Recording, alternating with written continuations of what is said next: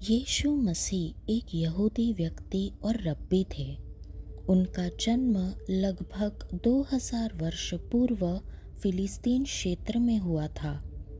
Bible के अनुसार यीशु मसीहा ईश्वर के पुत्र और त्रिमूर्ति के दूसरे सदस्य हैं। उनके जन्म से सैकड़ों वर्ष पहले उनके आगमन के बारे में भविष्यवाणियां दर्ज की गई थी। मरियम जो एक युवा कुंवारी थी, उसकी सगाई के वर्ष में स्वर्गदूत गैब्रियल ने उससे मुलाकात की। स्वर्गदूत ने घोषणा की कि मरियम पवित्र आत्मा द्वारा गर्भधारण करके एक पुत्र को जन्म देगी जो मसीहा होगा और उसका नाम यीशु रखा जाएगा। मरियम से सगाई कर चुके यूसुफ को इस घटना पर विश्वास करना मुश्किल हो रहा था और उन्होंने शादी रद्द करने के बारे में भी सोचा। लेकिन सपने में एक देवदूत ने उन्हें दर्शन दिए और इस चमत्कारिक घटना की पुष्टि की। रोमन साम्राज्य ने पूरे क्षेत्र में जनगणना कराई, जिसके कारण यूसुफ और मरियम को अपने गृह नगर लौटना पड़ा। यीशु का जन्म बेथलेहम में एक गौशाला में हुआ था। पवित्र शास्त्रों में किए गए वादे के अनुसार यहूदियों के राजा से मिलने के लिए पूर्व से चरवाहे और ज्ञानी पुरुष यूसुफ और मरियम के पास आए। यहूदिया के रोमन गवर्नर राजा हेरोदस को यहूदियों के नए राजा के जन्म की भविष्यवाणी के बारे में पता चला।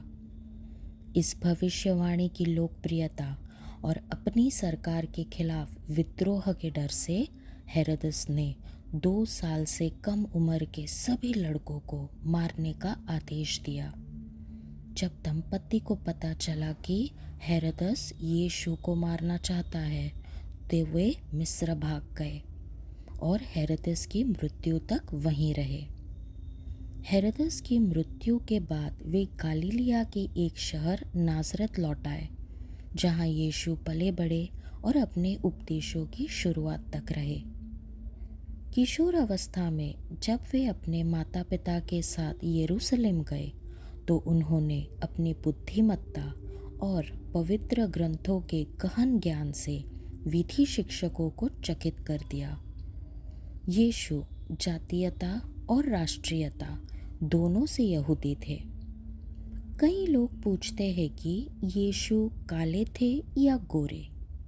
संभवतः यीशु के चेहरे मोहरे मध्य पूर्वी लोगों जैसे थे, जिनमें सांवली त्वचा, छोटे बाल और दाढ़ी शामिल थी। बाइबल में केवल इतना ही कहा गया है कि यीशु साधारण रंग रूप के व्यक्ति थे, जैसे कि भविष्यवाणियों में बताया गया था। यीशु का बपतिस्मा उनके सेवकाई कार्य की शुरुआत का प्रतीक है। अपने चचेरे भाई और भविष्यवक्ता जॉन बपतिस्मा देने वाले द्वारा जल में बपतिस्मा दिए जाने के बाद यीशु का परमपिता परमेश्वर और पवित्र आत्मा से सामना हुआ और फिर उन्हें रेगिस्तान में ले जाया गया। रेगिस्तान में यीशु ने एक कठिन अनुभव सहा, जहां उन्होंने 40 दिनों तक उपवास और प्रार्थना में स्वयं को समर्पित किया और शैतान ने उनके कानून के ज्ञान और उनकी निष्ठा की परीक्षा ली। अपने सेवकाई कार्य की शुरुआत में यीशु का दूसरा चरण अपने शिष्यों का चयन था। उन्होंने अपने सबसे करीबी अनुयायियों को चुना, जिससे बहुत से लोग उनका अनुसरण कर सके और उनकी बातें सुन सके।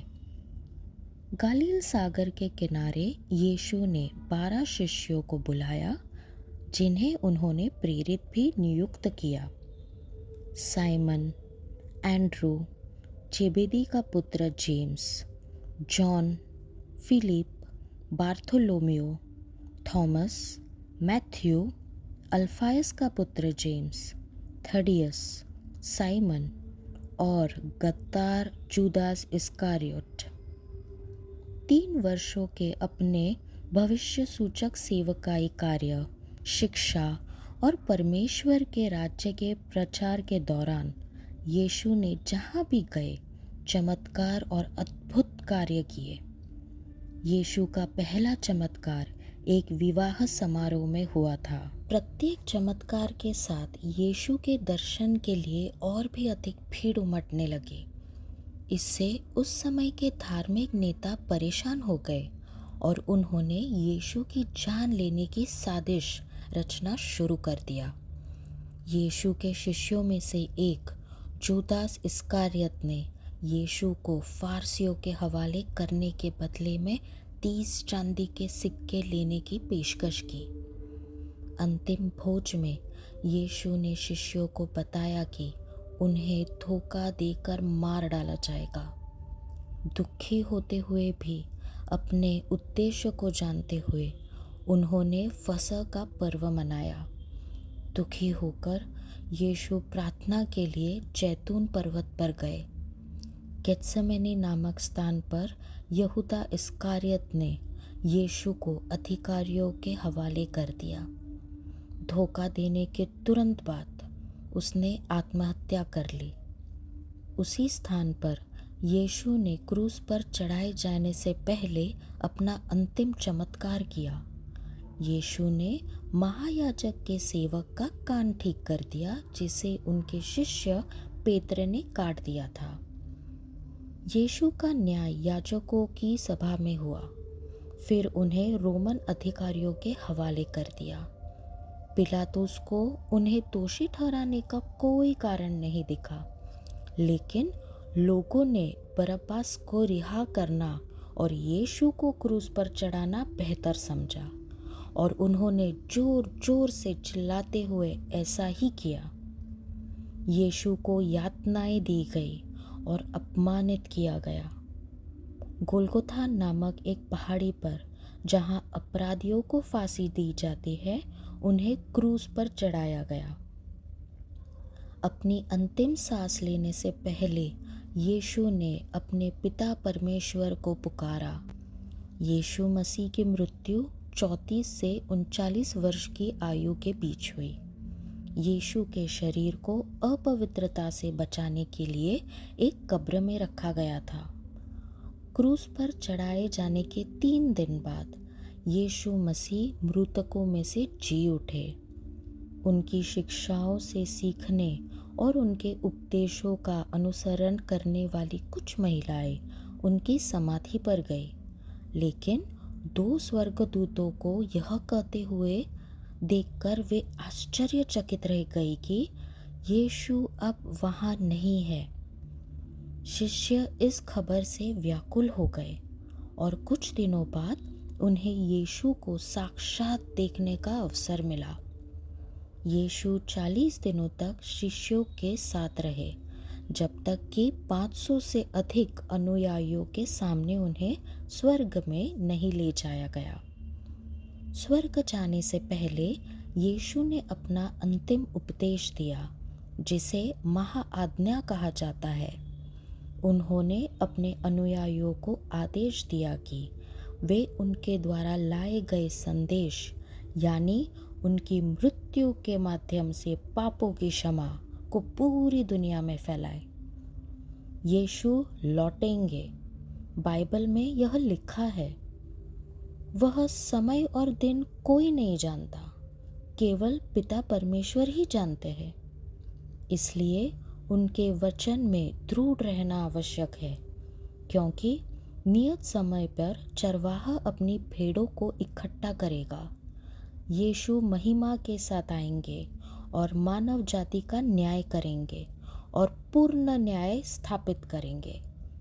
जिन्होंने यीशु को स्वीकार किया है वे उद्धार पाएंगे, अनंत जीवन प्राप्त करेंगे और उनके साथ सदा रहेंगे। यीशु महज एक शिक्षक, क्रांतिकारी या धर्म के संस्थापक से कहीं बढ़कर थे। उनका जीवन अनुकरणीय और प्रेरणादायक है। उन्होंने अपना पूरा जीवन इब्रानी बाइबल को समझने में समर्पित कर दिया, ईश्वर के विषय में नई शिक्षा दी और ज़रूरतमंदों का स्वागत किया। बाइबल उन्हें ईश्वर का पुत्र, ईश्वर के समान घोषित करता है, जिन्होंने मनुष्य रूप धारण करके मनुष्यों की मृत्यु को स्वीकार किया।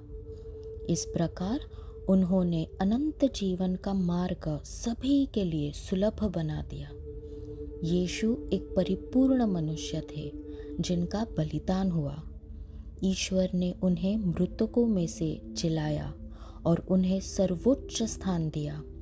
वे ईश्वर और मनुष्यों के बीच मध्यस्थ और ईसाई कलीसिया के मुखिया हैं।